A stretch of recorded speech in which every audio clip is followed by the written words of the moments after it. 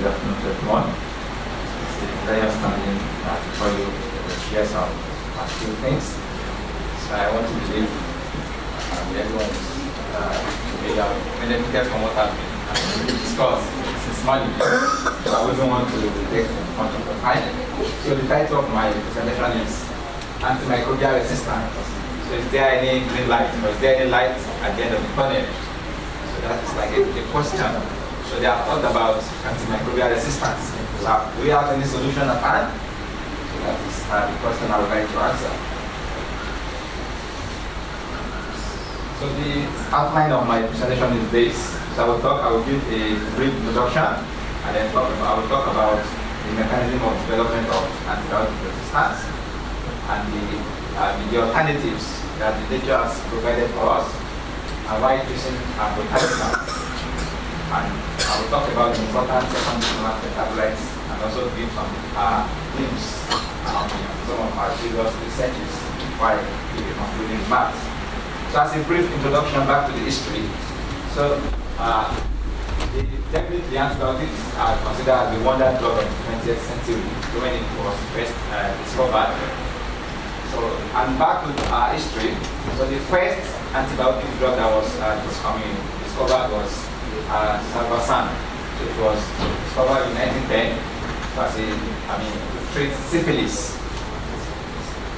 And then after that, in the year 1932, somewhere in Germany, so fluntosy was also discovered to treat different kinds of bacterial infection. And then penicillin was also used in the early 1940s, to be precise, after the Second World War. And then, of course, it was discovered far back in 1928 by Alexander Fleming, but it was not used until 1942 after the Second World War. So we can consider this between 1950s to 1970s as the golden era of discovery of novel antibiotic classes. So different antibiotics were discovered, just as Dr. Senta said this morning. So the major problem with antibiotics is that, so when the antibiotics they are very effective, but the bacteria they are very wise, but they are wiser than the antibiotics. So they always develop what is called the resistance, and that is what I'm going to talk about. So why do we have antibacterial resistance? So if the antibiotics are working and they are very effective, then how do we find ourselves in this situation we have found ourselves? So the widespread of antibiotic resistance poses a serious public health concern, being a signal return to the pre-antibiotic era. So now the case of infection is becoming so alarming that it's taking us back to the antibiotic era. So the major causes of this scenario are these. One is the improper use of antibiotics. Just as it was said today, so the idea of using antibiotics improperly has contributed a lot to antibiotic resistance. And that is why the slogan, you recall, that was made by Obama, that no bug, no drug. Do you still remember that? Yeah. So no bug, no drug. So if that is why if you go to any medicine doctor, the person they have to do is they want to confirm. So we are having an infection, you see bacterial infection, but if it is virus, no need to give antibiotics, or else you are causing more harm than good. So the improper use of antibiotics have contributed a lot to the emergence or evolution of antibiotic resistance. So the other thing is the extensive use of antibiotics. So this has also contributed a lot, whether in human or animals. And the other thing that has contributed so much to the evolution or emergence of antibiotic resistance is increasing patient movement worldwide. So this also has contributed a lot. So as a result of that, so antibiotic resistance has now developed. And we can simply define it as bacteria has changed and is causing the antibiotics to fail. So it has become a growing threat now. So our existence on this surface of the earth. So antimicrobial resistance has become a growing threat. So you can see the number of attributed deaths to this menace to this problem. And it is even estimated by 2050, millions of deaths will be recorded worldwide. So why should we be worried? So we have to be worried because a continued rise in the resistance, bacterial resistance level by 2050 means about 10 million deaths being recorded annually.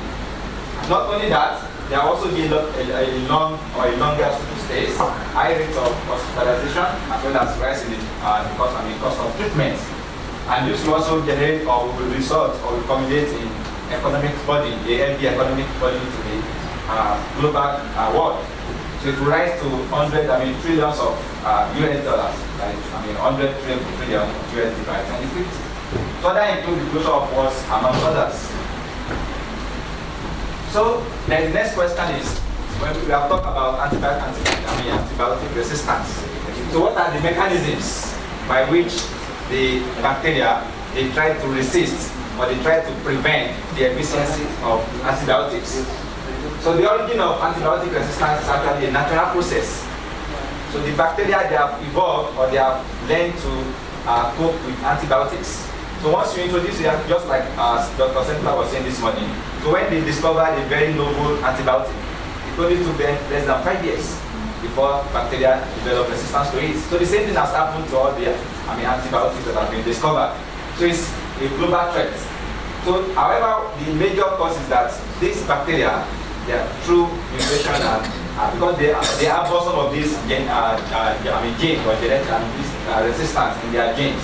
So it's from a natural process. So the genes that encode the resistance is actually in this bacteria. So this is in addition to mutation that occurs in nature.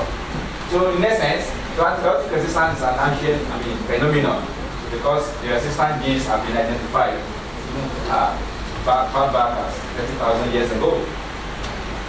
So I wouldn't want to talk much on this, but this just illustrates the various other mechanisms or the ways by which these bacteria they develop resistance to to antibiotics. So there are a lot of them. It's basically 6 of them. So the first one is plasmids, so which these bacteria contain. So I wouldn't want to go into what the details, but these are just the mechanisms. So the other one is the inactivation of antibiotic. So these bacteria they can also devise a means by trying to inactivate the antibiotic. So they render it ineffective. So an example is the production of enzyme galactamase, which causes the penicillin resistance in Staphylococcus aureus, which is a gram-positive bacteria. Another mechanism is target site modification. So you are familiar with enzyme. So the enzyme, they have what we call target site. When you look at the enzyme, they have the site where the substance is coming. So the antibiotics, the bacteria, they have also evolved this kind of mechanism by which they can modify the target site of this enzyme. So this is another mechanism. Another mechanism is by preventing the drug uptake. Another one is through efflux pumps. And last is through biofilm formation. So I wouldn't want to go into all these details because the main issues, what are the main issues? So the main issue is that as we continue to develop or to find new antibiotics, so the bacteria also devising means of developing resistance against these antibiotics. So this is the main issue.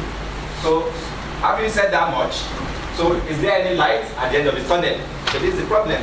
We have found ourselves in this situation. So do we have any light? Do we have any solution at hand? So the alternative is botanicals using natural means. So that is the green light or the light that we have at the end of the tunnel.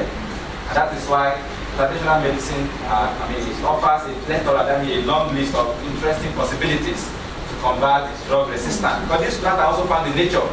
So when the bacteria develop resistance, because of the environment, so the plant also in the environment can also find ways of coping with the bacteria. So that is why the best solution is to make use of this natural gifts of nature. So herbs demonstrate a varied range of biological activities. So nutrition and botanical approaches combined, they also provide powerful tools for controlling an area of infections. And that is why we have different kinds of societies. So we have different kinds of traditional medicine, like the Ayurveda in India, traditional Chinese medicine, camphor, the Unani, and the cedar. All these are very famous in India and some other places. So each place, they have their own means of this natural medicine. So the only thing is effort will be required to fit all this traditional medicine into modern medicinal framework. So why are we suggesting this as a solution or as the green light? So it's because plants, by their nature, they produce some sort of what we can classify as secondary metabolites. So there are two types of metabolites, primary and secondary. So the primary are being used by the plant themselves for their metabolism. But they also produce some metabolites so that it's not directly being used by the plant. So these secondary metabolites are very good in combating this problem of antibiotic resistance. So the structures of secondary metabolites have been optimized during evolution so that they can act as a sort of defense mechanisms by interfering with molecular targets in herbivores and microbes. Not only that, they also affect cell signaling, which is very important for the growing of microbes, or protect against oxidative or UV stress. So there are a lot of plant secondary metabolites, but we also want to, I will just illustrate some of them. So we have a number of them, like alkaloids, the polyphenols, the flavonoids, the quinones, tannins, and so on and so forth.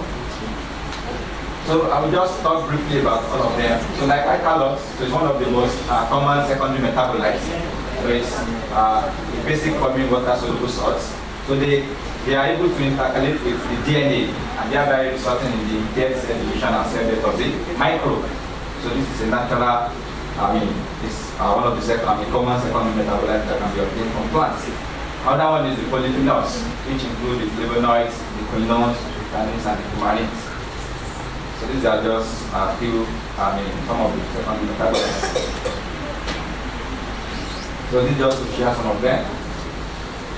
So I wouldn't want to. Some of them have gotten all this antibacterial, anti-cancer, and so on and so forth. And that is why we are on the subject. That is, it's the alternative solution to synthetic antibiotics. So this is just to share some of my researches that I've done also. So you can I took this seed from this tree. The tree is called Mesopharia. It's usually planted as a kind of ornamental tree. So I use the leaf, the seed, and you can see the inhibition zones. Another one is, we also did that similar thing for one particular fruit. This fruit is found in Borneo Island of Malaysia. It's also found in Indonesia as well. We call it star fruit, Belimbing diet. So this fruit also it has very remarkable antibacterial activity. So to conclude, so the battle against microorganisms is never ending. So the microbe, they have devised, that means they are trying to, they will always, if you develop, or you come up with a new antibiotic, so the microorganisms also will try to render it ineffective by developing resistance to it. That is why returning to nature, by going back to by making use of this natural plant, is the only light at the end of the long microbial resistance tunnel. So with this, I conclude my discussion. Thank you for listening.